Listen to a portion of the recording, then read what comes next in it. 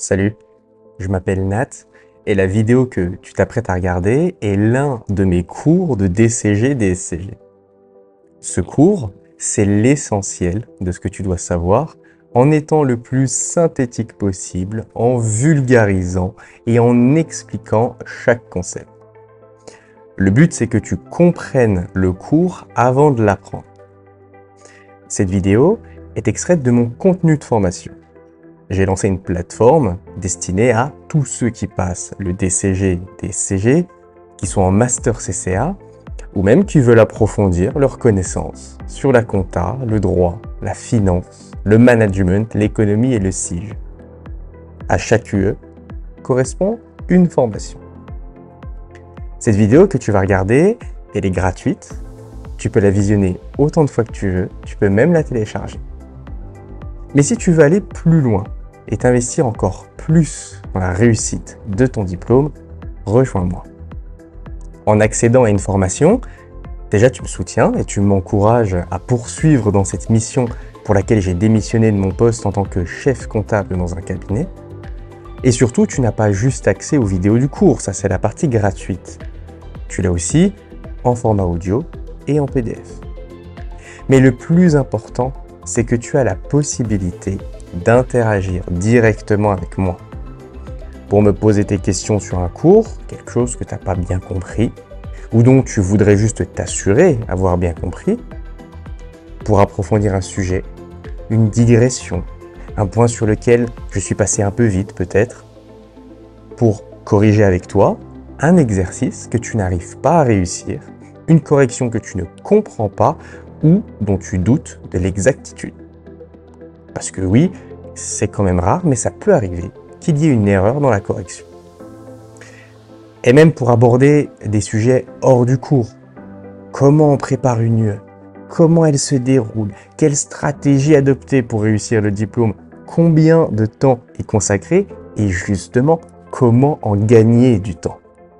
Pour faire simple, je te propose de m'avoir comme ton prof particulier, mais aussi comme ton coach, voire même ton mentor pour la réussite de tes examens.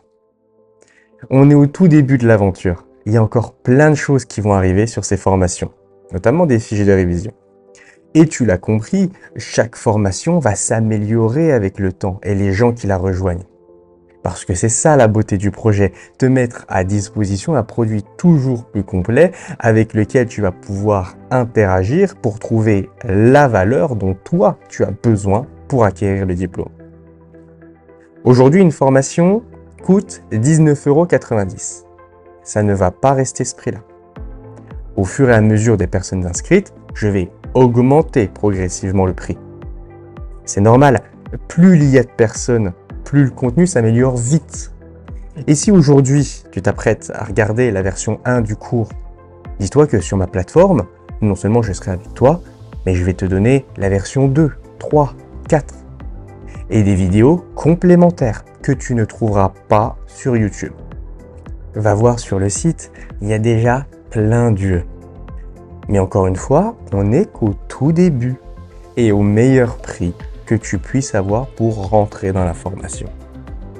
Et comme l'accès est à vie, peut-être que si tu prévois de passer d'autres UE l'année prochaine ou dans les années à venir, il peut être intéressant pour toi d'acheter dès maintenant les formations à ces UE avant que le prix n'augmente. La valeur de ma formation est d'interagir, de trouver les réponses à tes questions, les solutions à tes problèmes. Et ça, en illimité. Je ne te consacre pas juste 1 heure avant de passer au prochain élève. Tu as accès à moi en illimité. Alors si tu veux m'avoir comme ton prof particulier pour un prix imbattable, clique sur le premier lien en description pour qu'on réussisse ensemble ton DCG-DSCG. Et surtout, abonne-toi et active la cloche car d'autres cours vont arriver très bientôt. Et voici maintenant pour toi la vidéo.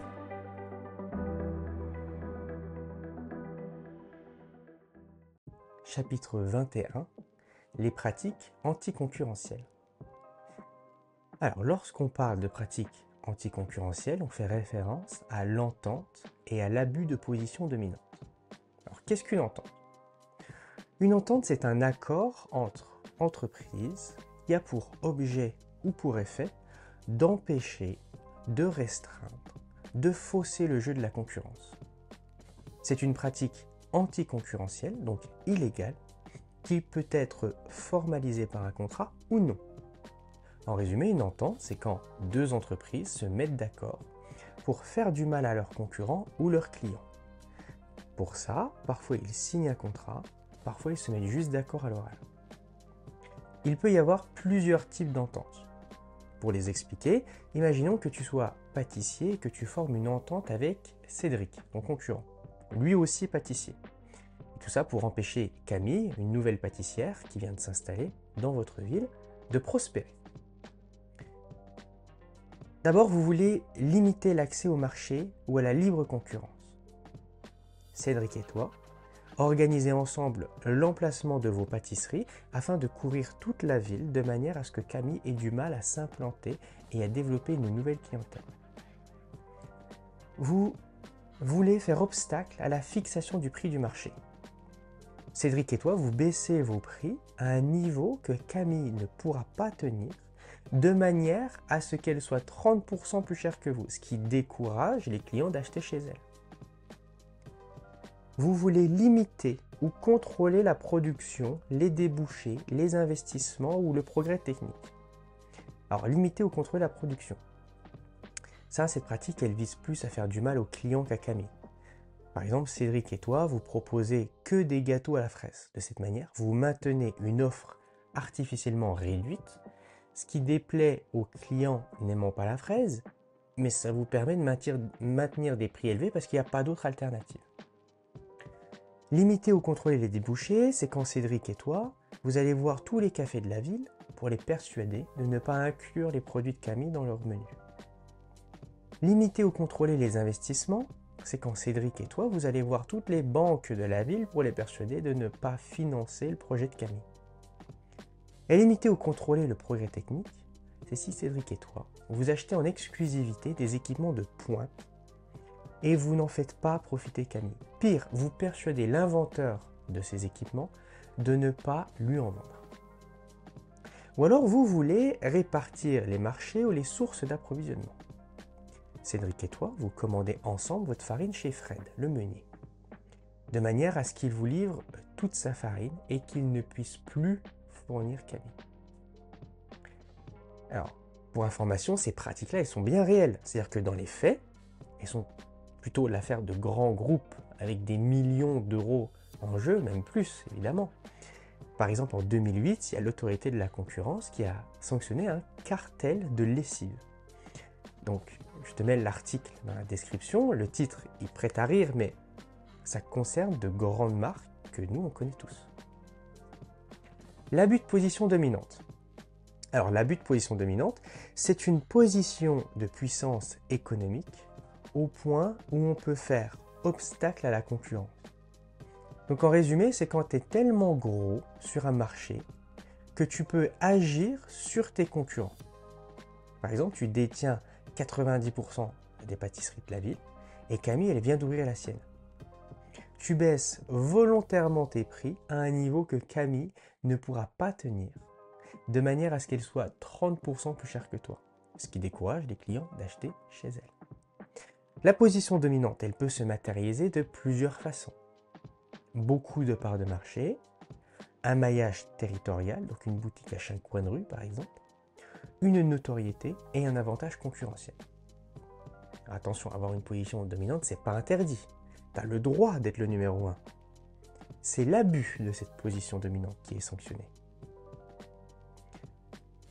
Que ce soit lié à une entente ou à un abus de position dominante, il y a 3 cas où tu peux être exempté de pratiques anticoncurrentielles. Si ta pratique est autorisée par un texte législatif ou réglementaire. Donc en résumé, la loi t'y autorise. Par exemple, la loi, elle autorise l'entente sur la fixation des prix pour une association professionnelle qui veut promouvoir des produits de grande qualité. Tu crées donc cette association avec ton concurrent pour vous entendre sur vos prix. Ta pratique favorise le progrès technique et ou le partage du profit sans risquer d'atteindre la concurrence. Par exemple, tu collabores avec ton concurrent Cédric pour inventer de nouvelles techniques ou partager des idées qui rendent vos gâteaux encore meilleurs. Ça profite à tout le monde et ça ne nuit pas à la concurrence. Ta pratique elle a pour objet d'améliorer la gestion des PME, de profiter aux consommateurs, de favoriser l'émergence de nouveaux services d'utilité publique. Par exemple, tu collabores avec ton concurrent Cédric pour introduire des pratiques plus respectueuses de l'environnement dans vos productions. Ça agit pour le bien du consommateur et de l'environnement. Alors, quelles sont les sanctions des pratiques anticoncurrentielles? Eh bien, si tu es reconnu coupable de ces pratiques, tu risques 3 choses. L'arrêt immédiat de la pratique et l'annulation des accords, ce qui est plutôt logique, une amende et la publication du jugement pour leur faire honte. Merci d'avoir regardé ce cours. J'espère qu'il t'a été utile et qu'il t'aide dans la préparation de ton examen. Pour aller plus loin et t'investir encore plus dans la réussite de ton diplôme, ma formation est disponible au meilleur prix. Alors rejoins-moi pour qu'on réussisse ensemble ton DCG, DSCG.